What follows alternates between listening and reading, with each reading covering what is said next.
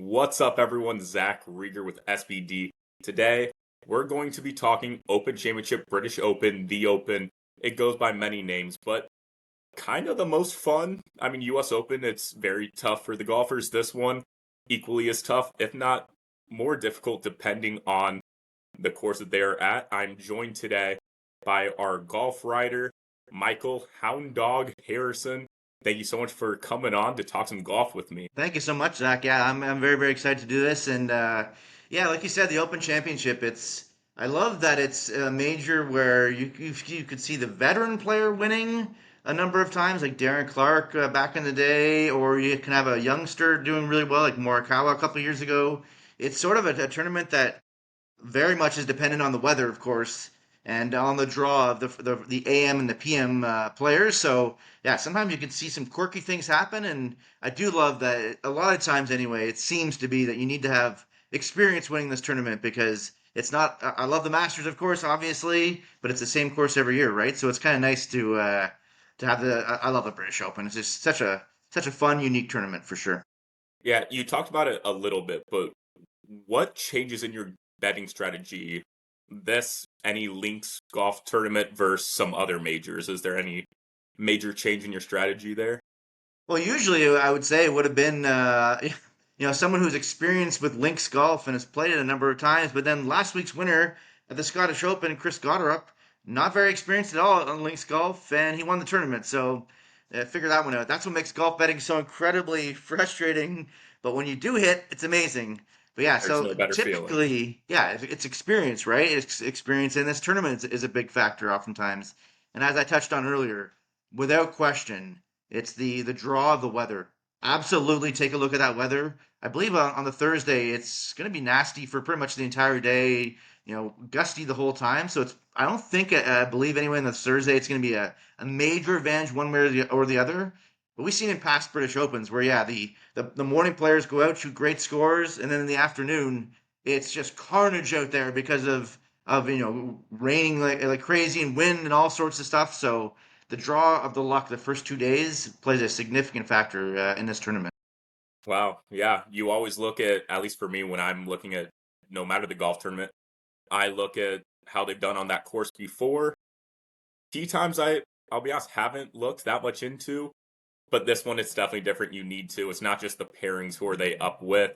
It's the weather, and I've seen, kind of scattered showers all weekend, so it's going to be very interesting to see. Oh, let's get into our picks, who we think has a good shot at winning this tournament. I'll go to you for your first pick. How many do you typically pick to win? And feel free to go on a little rant here if you need to. I love rants. Yeah, usually I pick before the tournament. I select 5 players. I do videos every week on my social media. All bets par off, and I like to pick 5 players. And I've been so close lately. I've had Sam Burns, runner-up of the Canadian Open. Victor Hovland, third place at the U.S. Open. Matt Fitzpatrick, fourth place at last week's Scottish Open. So it's there. It's almost there, but it's hard to get all over the finish line. It's very, very, very frustrating to get so. Russell Henley, I also had a second at the Travelers Championship. So, yeah, frustrating. Point being, hopefully, gonna nab a winner here. And my first choice, typically I don't like to bet favorites because the odds are so low, like the Scheffler and the McIlroys of the world. But I do think there still is value on John Rahm at 12-1. It's top 10 machine on Live Golf, and he's played really well in the majors this year. Like 3 top 15s, had a solid chance to win the PGA Championship. But a couple of missteps there in the back nine. But yeah, he's top 20, top 10s in 20 of the last 23 events, which is just wild. I don't care where you're playing, that's outstanding. But yeah, two-time major winner, John Rahm, 12-1. That's my first click. I'm so glad you said that. He was actually my first pick, and I have the exact same thought process of I hate betting on someone that's like right up there with the favorite, but at plus 1200, there's just something in my stomach, which sometimes as a bettor, you just have to go with, where I feel like this is Rahm's time. He's been playing so well last year in the majors, was awful, really fell off a cliff there. But now, starting with the Open Championship last year, he had the T7 finish, and now he's just been great. You said 3 top 15 finishes in the 3 majors this year. He's played well at Live Golf.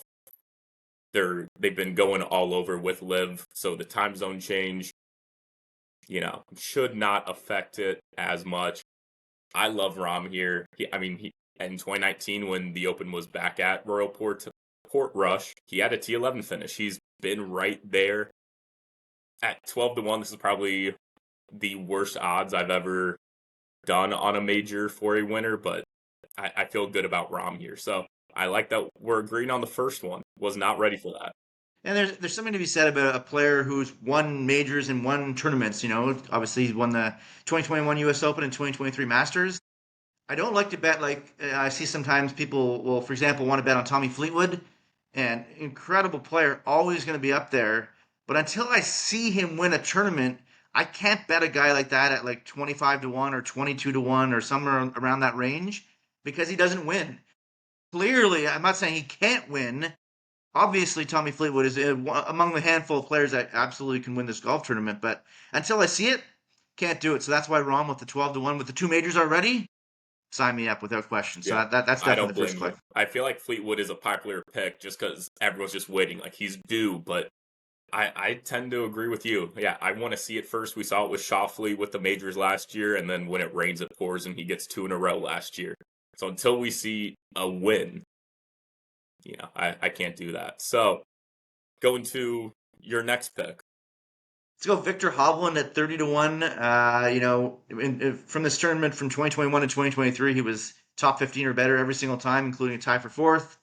I won a bet earlier this year at the Valspar. I believe he'd missed three straight cuts coming in, but the value was just too good. I believe his odds were like 60-1 or something along those lines it's a decent field at that tournament. But yeah, the value for him. So he's won the tournament this year at the Valspar.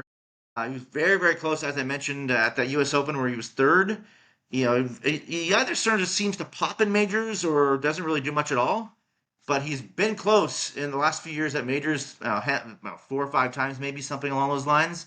So 30-1, Victor Hovland's definitely my second choice. And again, 30-1, that's not horrible value at all. No, no, mine is in a similar odds range for my next pick. I'm looking at Tyrrell Hatton 33-1 at FanDuel. You can see him as low as 25-1. So just looking all over and 25-1, maybe, but getting over 30, I like him there. Really been good with his average strokes gained, top 15 and off the tee and putting. He's seventh overall on the tour. His iron play has been good, which in links golf, you need a good ball striker, need to be able to place it where it needs to go. And he finished 20th and 11th in his last two Open Championships, sixth place in 2019 when it was at Royal Portrush. And over his last 5 events, top 10 finish, 3 top 20s. He was T14 at the Masters, T4 at the US Open. He's been playing well in his majors at 33-1. I kind of like Hatton here. And he was so close at that U.S. Open, like a So really, close. really bad break on the 17th hole, going in the rough there, and then obviously made a bogey. Like we easily could be talking about him trying to win his back-to-back majors here. If luck had gone his way a little bit differently, instead of course, JJ Spawn obviously hitting that green on 17. So yeah, Hatton, certainly that'd be so much fun. I love that guy. He's so entertaining. Golf needs more characters. Unfortunately, there's too many of what I would call like robots on the PGA Tour or Live or anywhere they're playing, where they have no emotion. They bring no emotion out of you as players. And Tyrrell Hatton, whether you love him or hate him, you have an opinion of him, which is perfect for golf. So yeah, that'd be a very popular win. I would love to see that too. Reminds me of me on the golf course, just getting mad at every shot, then hitting one. It's like, this is the best game ever. I love this. Let's go. So I agree. Do you have any other picks to win before we get into some long shot picks?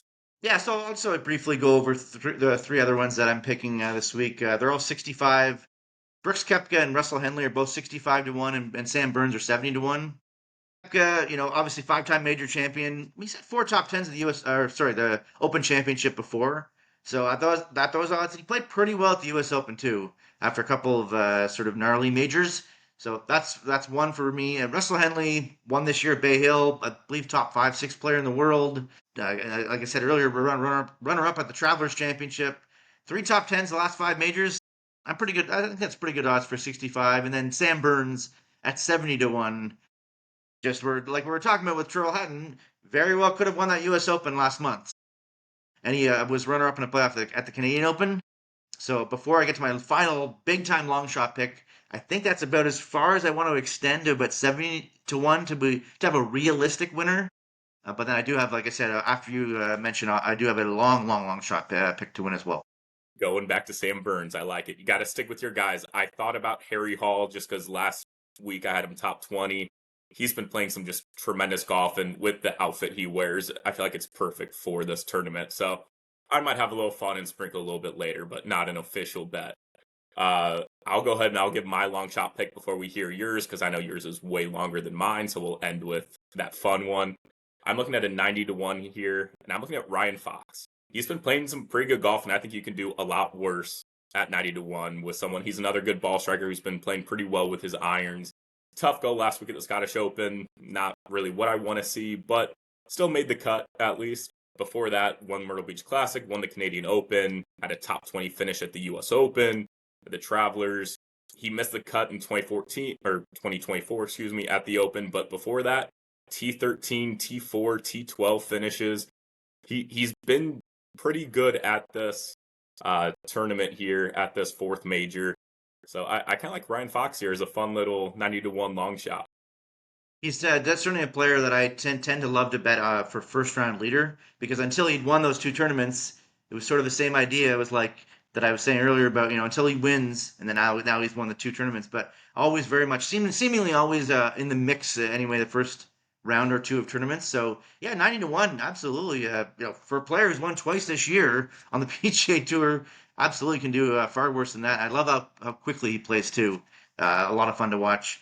As I mentioned, my super long shot. Clearly, if you're getting a player at 200 to 1 odds, they're not playing super well right now. But when I look down the board of players that could win a tournament, and it would again be quite a popular victory as well, obviously hasn't played super great right now, but has had a decent history at the Open Championship. 200 to 1, I'm going Tony Finau. Now, in the years past, when he was playing really well, just the same thought process that I have about Tommy Fleetwood, I'd be like, no, I'm not touching Finau at 25 to 1, 30 to 1 to win a major. Sorry, can't do it. But you're giving me 200 to 1? That's a super, like just $5 is $1,000 if he wins. Sign me up for that, right? It's, yeah, not 25 to 1, not 20 to 1. No, I would not touch that in a, obviously, clearly an elite field because it's a major. But at 200 to 1, you could do a whole heck of a lot worse than Tony Finau. I was not expecting Tony Finau to be named there, but yeah, getting 200 to 1 for a golfer like him. Like I said, not playing the best right now, but still has the name value. Yeah, it seems like just a few months ago he was right up there, 60 to 171 at some of these tournaments, even higher. So I like it. So Hound Dog, thank you so much for joining. Always fun to talk some golf. It's going to be an exciting tournament, exciting weekend. Thank you so much for having me. And yeah, well, obviously I'd love to win on the Finau one because it's longer odds. But yeah, maybe we could have a shared victory here with John Rahm to win the third leg of his career Grand Slam. I like it.